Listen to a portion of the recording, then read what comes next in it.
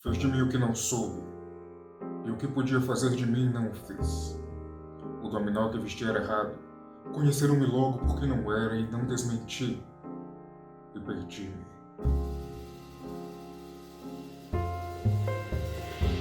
Saudações a quem está me assistindo agora. Eu sou o Isaac Nicolau e hoje eu venho a vocês trazer uma resenha sobre um autor e um livro que me pegaram de uma maneira um pouco diferente do que as leituras que eu trago e que faço geralmente me pegam. O que eu li desta vez foi O Marinheiro e Outros Textos Dramáticos, do escritor Fernando Pessoa, pela editora Príncipes. E, bom, primeiro, muito importante abordar quem foi Fernando Pessoa antes de falar da obra dele.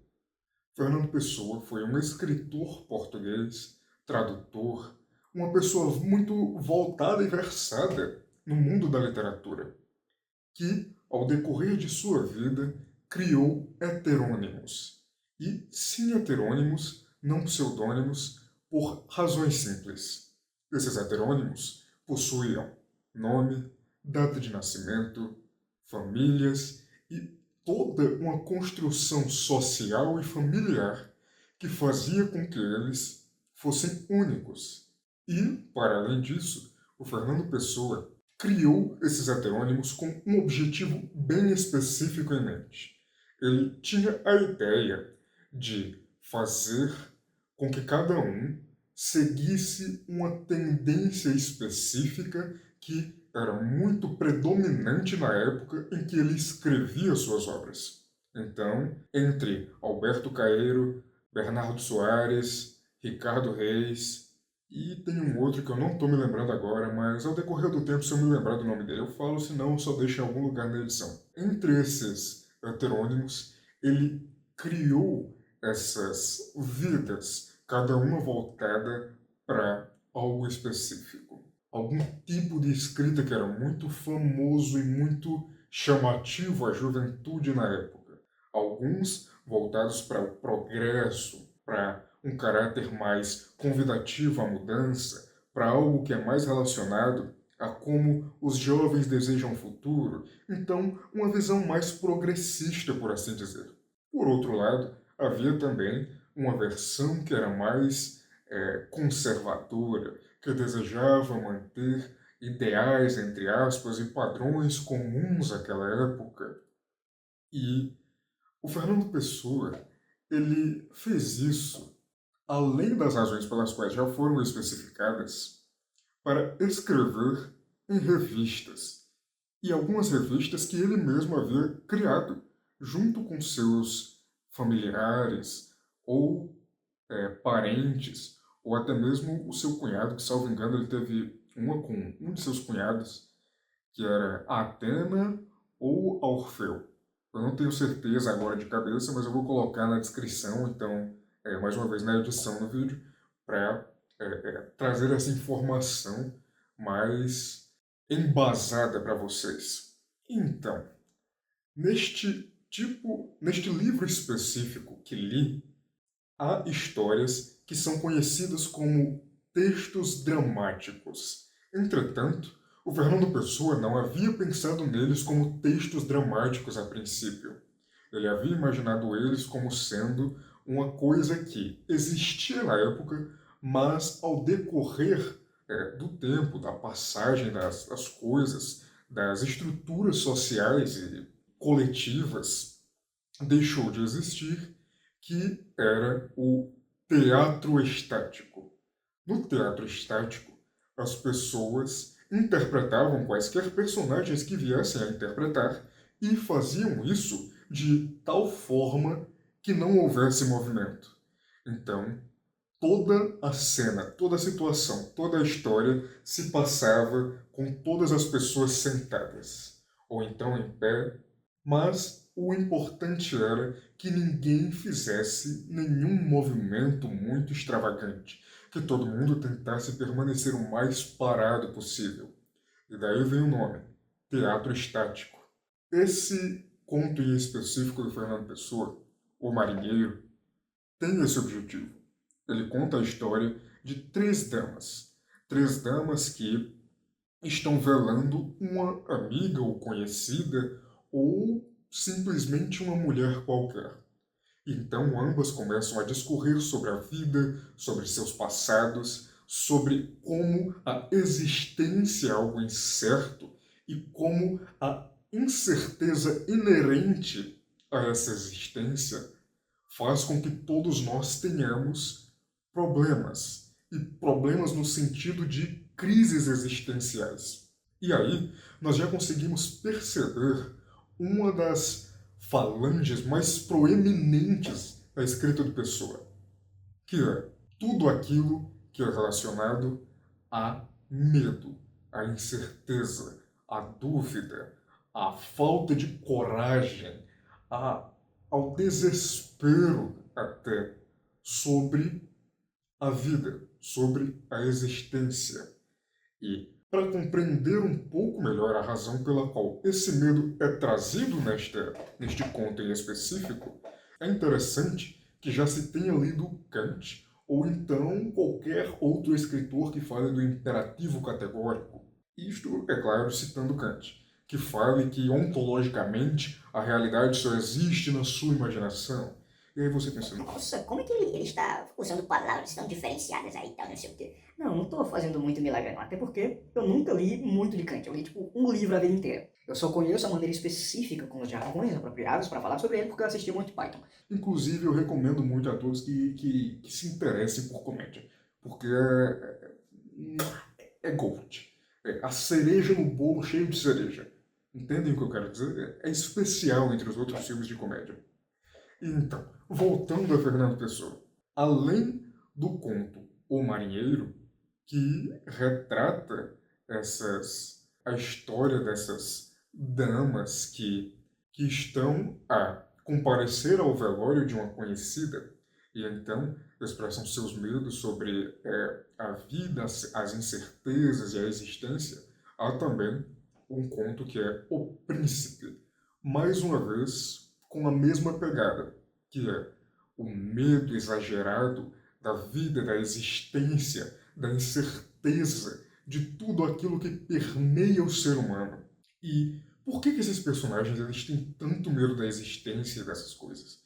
Porque, a partir da análise filosófica da própria vida do Pessoa, não existe uma garantia de fato de que nós estamos vivos. Um vídeo atrás, eu havia comentado sobre um autor que era o Antônio Damasio, se eu não me engano, que escrevia O Erro de Descartes, o livro. E tá aí mais uma pessoa que discordava das ideias de Descartes. Não há garantia na visão de pessoa de que nós existamos de fato. Até porque, apesar de eu pensar, ele pensar, nós pensarmos, o que faz com que o nosso pensamento garanta que existamos?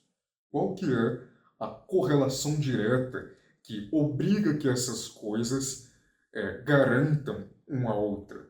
Fernando Pessoa traz, inclusive, através de seus personagens, o seguinte questionamento: e se aquilo que nós imaginamos for verdade e existir de fato, enquanto nós que estamos aqui formos, na verdade, o pensamento? Porque enquanto nós pensamos, nós conseguimos ir até onde quisermos. Não há limite para onde nossa imaginação pode alcançar.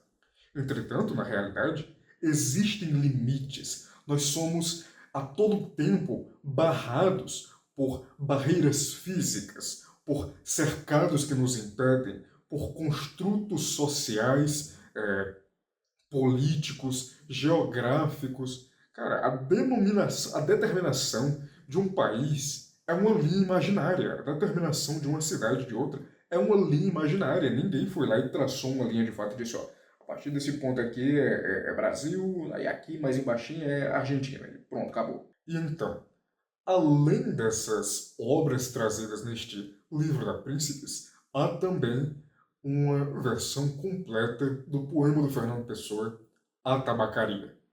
Nesse livro, nesse poema, A Tabacaria, Fernando Pessoa vai retratar sua realidade a partir de um dos seus heterônimos e vai fazer com que seja possível que vejamos a maneira como ele enxerga o mundo e se sente incerto e como é depressivo, simplesmente. Inclusive, se você já passou por depressão e ainda sente que há resquícios em si, eu não recomendaria que você lesse os livros de Fernando Pessoa. Pelo menos não os que são mais voltados para um caráter psicológico de sua obra. Eu recomendaria que você lesse alguns dos textos dramáticos, desde que com ressalvas e cuidados, para que no momento em que você se sentisse desconfortável parasse, mas para que analisasse a maneira como ele traz também esse ponto de vista filosófico das coisas em relação à existência. Eu estou repetindo a existência diversas vezes, né? Mas enfim.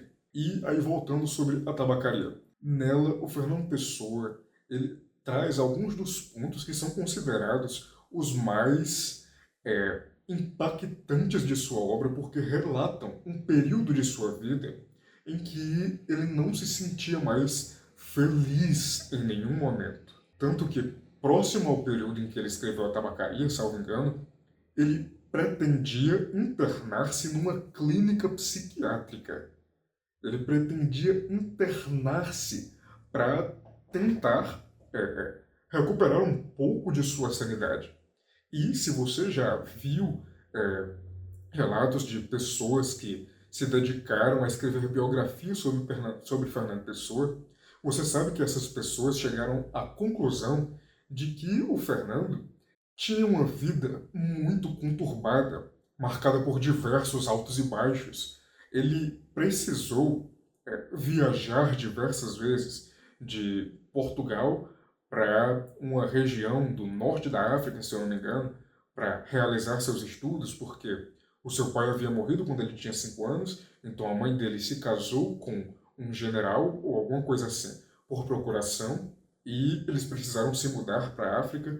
Daí depois ele voltou para Portugal, depois ele voltou para a África de novo, daí se matriculou na Universidade de Letras, eu não sei se foi em Coimbra, eu acho que não foi em Coimbra. Eu vou trazer a informação certinha aqui. E, inclusive, ele trancou o curso e desistiu porque ele preferiu estudar por conta própria. Ir à Biblioteca Nacional, pegar livros, escrever suas coisinhas e não ser obrigado a estudar da maneira convencional como os professores muito padronizam desde muito tempo atrás. Então, mesmo que seja um livro muito pequeno do Fernando Pessoa, com pequenos contos e poucas partes de suas histórias mais, ou melhor, seus poemas mais depressivos, ainda assim nós conseguimos entender boa parte daquilo que forma o caráter psicológico dele. E conseguir fazer isso em tão pouco tempo, claro que deve-se, pelo menos um pouco, uma parabenização à editora por ter selecionado esses contos de maneira específica para que a história não, né? O livro inteiro se desenvolvesse de uma forma muito boa, muito fluida. Olha que eu tacaria pau na Príncipes em outras situações, tá? Porque a Príncipes já escreveu cada coisa cagada, cada edição ruim de livro, mas nessa não, os caras capricharam, eles fizeram uma coisa boa. Então, você consegue perceber a profundidade do Fernando Pessoa só nisso, e como o caráter psicológico dele é denso, é espesso. Você consegue, se você respirar a filosofia e o caráter psicológico de Fernando Pessoa, é capaz de não passar pelo seu nariz de tão denso que é. Então, tendo feito essa resenha tão breve quanto possível, eu encerro o vídeo por aqui. Espero que você tenha gostado. Se tiver gostado, deixe seu like aí. Comente alguma coisa que acha que seria interessante que eu trouxesse em situações futuras, ou então uma análise mais aprofundada sobre Fernando Pessoa. Se inscreva, compartilhe com pessoas que acharão este vídeo interessante, pelo menos que você acredite que acharão. E é isso. Até a próxima.